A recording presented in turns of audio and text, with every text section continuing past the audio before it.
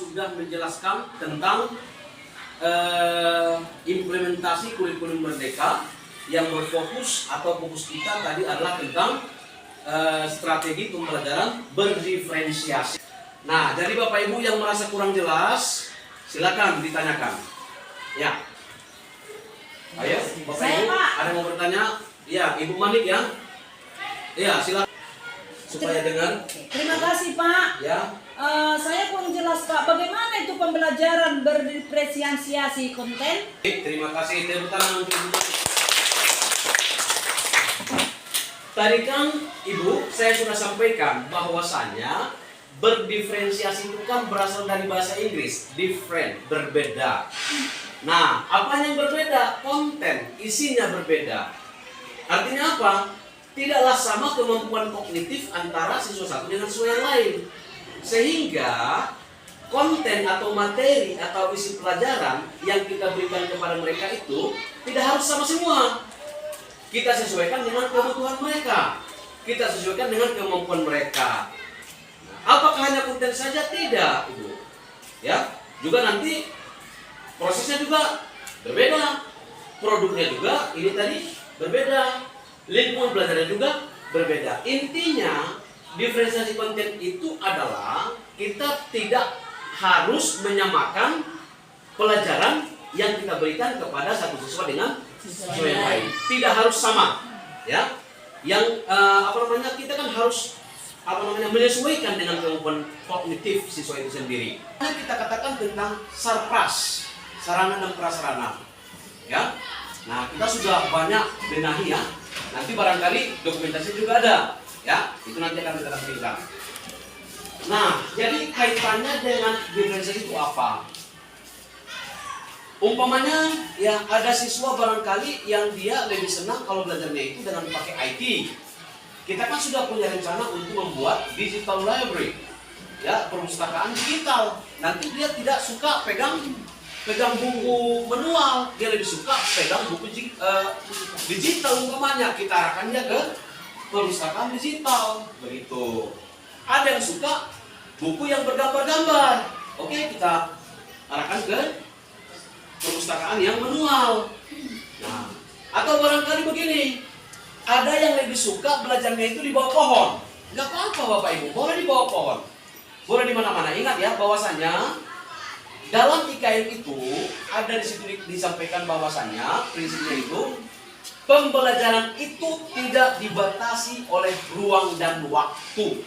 Artinya, di mana saja pun bisa belajar. Tidak harus dalam ruangan kelas. Kapan saja pun bisa belajar. Nah, sehingga lingkungan belajar, misalnya seperti sarana prasarana, itu kita maksimalkan. Bahwasanya kita akomodasi anak itu maunya gimana, pengennya gimana, nyamannya gimana. Itulah yang kita akomodir, itulah yang kita fasilitasi. Ya. Oke, terima kasih. Saya rasa cukup sampai di sini. Saya sudahi dengan assalamualaikum warahmatullahi wabarakatuh. Terima kasih perhatiannya. Selamat siang, salam sejahtera untuk kita semua. Tepuk tangan. Menggambar gambar Garuda Pancasila kita. Ayo, siapa yang menggambar ke depan silahkan. Ayo, ayo ke depan. Ayo. Oh, yang belum menggambar belum. Yang berdiskusi. Ayo, siapa yang berdiskusi? Ini Ibu kasih materinya untuk berdiskusi. Dibikin kelompoknya untuk berdiskusi. Ayo, Ben. Ya, di sini Ben. Ini materi diskusi satu kelompok ya. Oke. Silakan bikin kelompoknya. Nah, selanjutnya yang untuk menggambar. Menggambar? Ya, sini nah. Silakan kamu menggambar. Siapa lagi? Iya, dijadikan satu kelompok ya. Yang menggambar silakan pindah. Ayo nah, yang menggambar di satu kelompok, yang berdiskusi satu kelompok. Iya, seperti itu. Nah, ini adalah gambar yang ini. Berdiferensiasi dari segi kontennya juga. yang Ibu tadi itu yang saya tangkap tadi itu adalah proses. Karena tadi Ibu sampaikan tentang visual, auditorial, kinestetik, itu kan prosesnya. Tadi Ibu sudah sampaikan kepada tentang diferensiasi produknya. Sudah? Belum Pak. Belum. Apakah tadi di situ ada? Iya, produk nanti yang akan dihasilkan. Oh, itu nanti. Iya. Oh, tadi belum. Tadi belum Pak. Jadi Oh, iya. kita masih penugasan dulu kan tadi. Jadi hasilnya itu adalah pertama adalah gambar. Kalau untuk anak-anak yang kinestetik.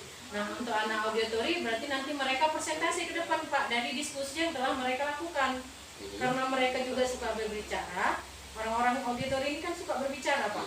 Jadi mereka nanti presentasi dari hasil diskusi mereka dan kita lihat sampai mana pemahaman mereka dari diskusi yang mereka lakukan.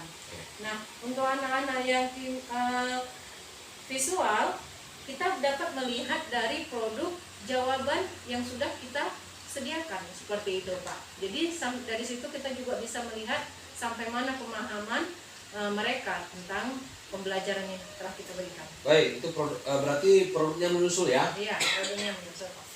Tapi sepertinya tadi saya belum melihat ada diferensiasi konten. Sepertinya tadi saya belum melihat itu. Apakah Ibu Nurlia bisa menjelaskan itu? Kalau diferensiasi konten Pak sudah. Sudah, Karena dari alat peraga itu adalah untuk anak-anak yang kinestetik. Iya. Nah, untuk orang-orang visual kita tadi kan sudah melihat dari gambar Pak. Iya. Kan saya tadi sudah memberikan PPT kepada anak-anak. Jadi mereka melihat langsung untuk anak-anak visual.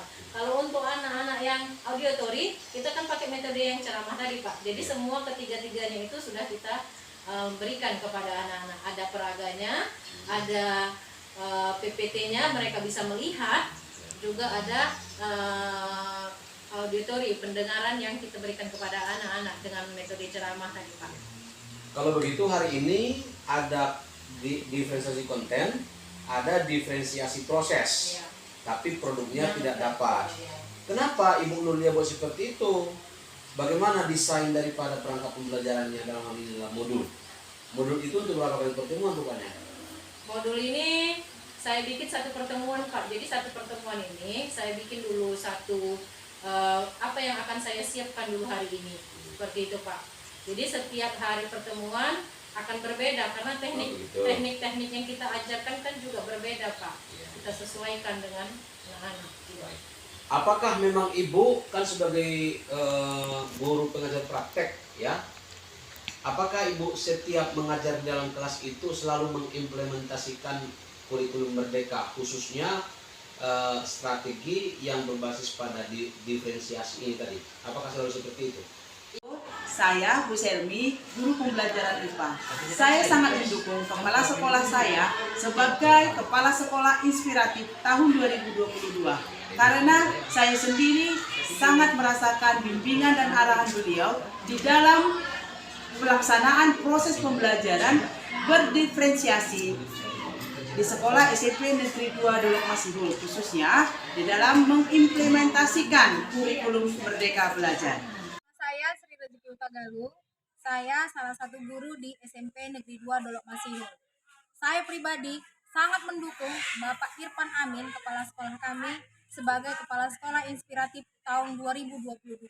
Karena hampir setiap pagi beliau mengingatkan kami untuk selalu melakukan inovasi-inovasi pembelajaran dan juga memperhatikan peserta didik karakteristiknya di dalam proses belajar mengajar sehingga setiap anak itu merasa diperhatikan. Sekian dari saya, terima kasih. Nama saya Evan Nenggolan, guru SMP Negeri 2 Dolok Masihul. Saya sangat mendukung kepala sekolah saya, yaitu Bapak Irfan Amin, SPD, sebagai kepala sekolah inspiratif tahun 2022. Dikarenakan Bapak ini dapat menjadi teladan dan menginspirasi bagi guru-guru di sekolah tempat kami mengajar. Selain berakhlak mulia, Bapak ini juga bertanggung jawab dalam melaksanakan tugas-tugasnya di sekolah, dapat menjadi panutan dan selalu mengontrol keadaan lingkungan sekolah